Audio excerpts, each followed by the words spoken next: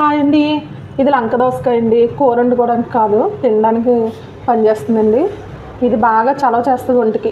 ఈ వేసవిలో తింటే చాలా మంచిది. మీ అందరూ కూడా తప్పగా ట్రై చేయండి.